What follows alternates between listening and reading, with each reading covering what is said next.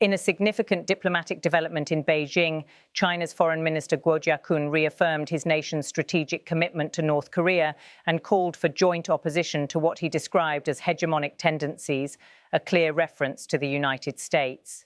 The meeting, held on Sunday in the Chinese capital, brought together Guo Jiakun and North Korea's Foreign Minister Choe Son-hui just weeks after North Korean leader Kim Jong-un made a rare and high-profile visit to China. That earlier visit underscored Pyongyang's efforts to deepen ties with Beijing at a time of heightened tensions with Washington and increasing international pressure over North Korea's nuclear program. During the bilateral talks, Guo Jiakun highlighted the consistency and longevity of China's policy toward its reclusive neighbor. Guo Jiakun said, "Maintaining, consolidating, and developing China-DPRK relations has always been the unswerving strategic policy of the Chinese government." With this statement, Guo emphasized that Beijing views its relationship with Pyongyang not as a temporary measure driven by current events, but as a long-term strategic cornerstone of its regional approach. The two countries, united by decades of political and military cooperation dating back to the Korean War, continue to present themselves as partners determined to resist outside pressures. Guo went further, directly linking the alliance to global issues and the need for coordinated action on the world stage. He said, "China is willing to strengthen coordination and cooperation with the DPRK in international and regional affairs, oppose all forms of hegemonism, and safeguard the common interests of both sides and international fairness and justice." This language, invoking hegemonism and international fairness, has been widely interpreted by regional analysts as a thinly veiled criticism of US influence in the Asia-Pacific. It reflects Beijing's growing determination to rally like-minded states against what it perceives as Washington's efforts to dominate regional security and economic frameworks. The presence of Choe Son-hui, a seasoned diplomat and one of the highest-ranking officials in North Korea's foreign ministry, lent additional weight to the encounter. Her visit came soon after Kim Jong-un's trip to Beijing, suggesting that these back-to-back diplomatic efforts were part of a deliberate strategy by Pyongyang to align more closely with its most significant political ally and economic partner. For Beijing, the meetings provided an opportunity to reassert its influence on the Korean peninsula and position itself as a counterweight to US alliances with South Korea and Japan. Observers say the diplomatic choreography reflects both nations' interest in showcasing their partnership at a time of renewed US-led pressure on North Korea over its nuclear ambitions.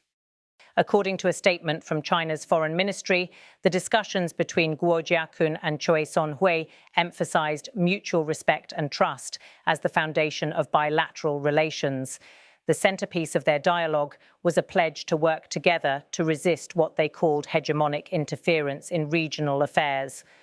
China's remarks drew attention for echoing a long-standing theme in North Korean rhetoric: opposition to perceived US hostility and sanctions. For decades, Pyongyang has portrayed Washington as the chief threat to its sovereignty, a narrative that has only deepened as the country expanded its nuclear weapons program and faced mounting international sanctions. Beijing, while historically more restrained in tone, has increasingly criticized Washington's network of alliances and its deployment of advanced missile defenses in South Korea and Japan, calling such measures destabilizing to the region. Although no detailed policy measures were announced, both sides agreed to enhance cooperation on issues of mutual concern. Chinese officials stressed the importance of coordinated stances in international forums, indicating that Beijing and Pyongyang aim to present a united front in platforms such as the United Nations. North Korea's state news agency, KCNA, welcomed the outcome of the meeting.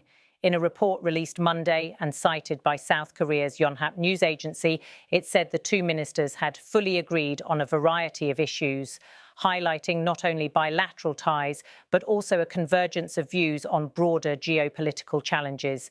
This consensus signals a growing likelihood that Beijing and Pyongyang will align more closely on contentious issues such as sanctions, military exercises in the region, and negotiations over North Korea's nuclear program. The timing and tone of the Beijing meeting illustrate how the strategic competition between Washington and Beijing is reshaping alliances and rivalries across Northeast Asia. The Biden administration has maintained a policy of applying strategic pressure on Pyongyang, combining sanctions with increased military cooperation with South Korea and Japan, while simultaneously competing with China in areas such as technology, trade, and global security. By reaffirming its commitment to North Korea and stressing the need to oppose hegemonism, Beijing is signaling its readiness to counter US initiatives in the region.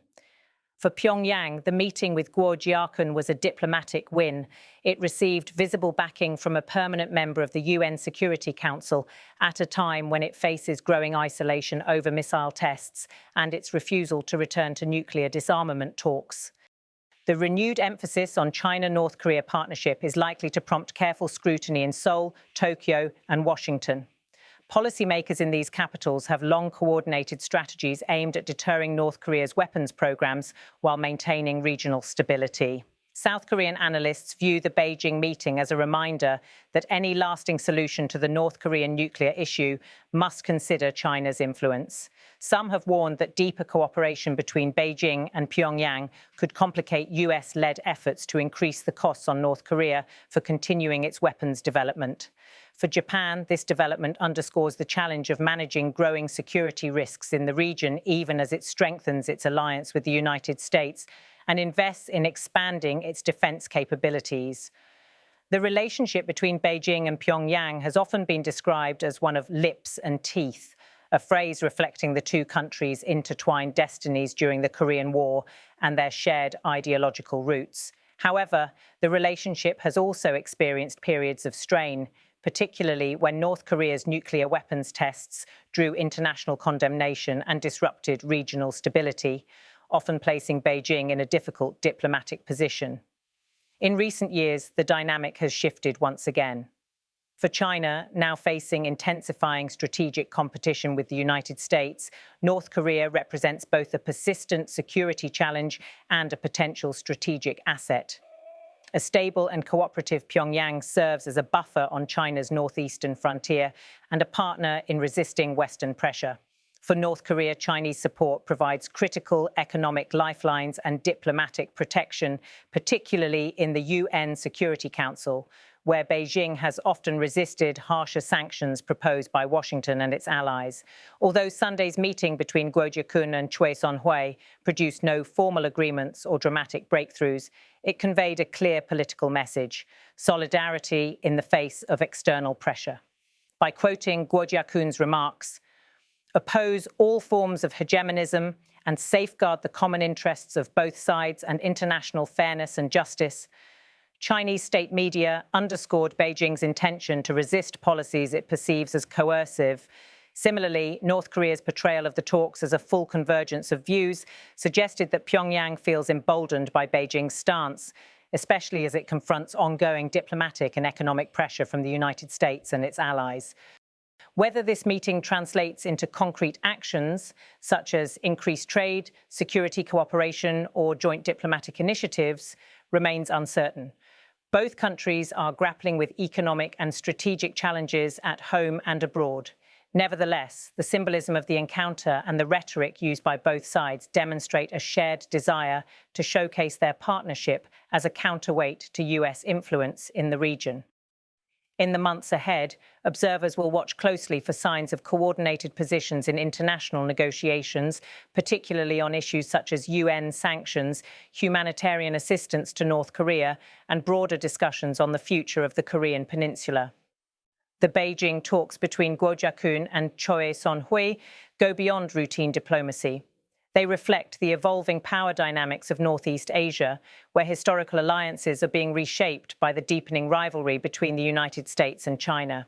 By deliberately framing his comments in terms of opposing hegemonism, Guo Jiakun signaled that China sees its partnership with North Korea as part of a larger contest for a more multipolar world order. For Pyongyang, the meeting provided a platform to demonstrate that it is not as isolated internationally as many Western policymakers have hoped. For Washington and its allies, the development is a reminder that Beijing's influence over Pyongyang remains a critical factor in any effort to maintain peace and stability on the Korean peninsula. The latest diplomatic engagement between Guo Jiakun and Choe Son-hui underscores the reality that the political map of Northeast Asia is far from static. As China and North Korea renew their ties and articulate shared opposition to US policies, they are shaping the regional discourse in ways that could have lasting consequences for the balance of power. By standing beside North Korea at this moment and openly committing to oppose all forms of hegemonism, Guo Jiakun has signalled that Beijing is prepared to assert itself more boldly in the geopolitical contest with Washington. For regional players like South Korea and Japan, as well as for global stakeholders in the United States and beyond, this renewed alliance may complicate efforts to address long-standing security concerns, from nuclear proliferation to economic stability, and raises pressing questions about the next chapter in the evolving dynamics of East Asia.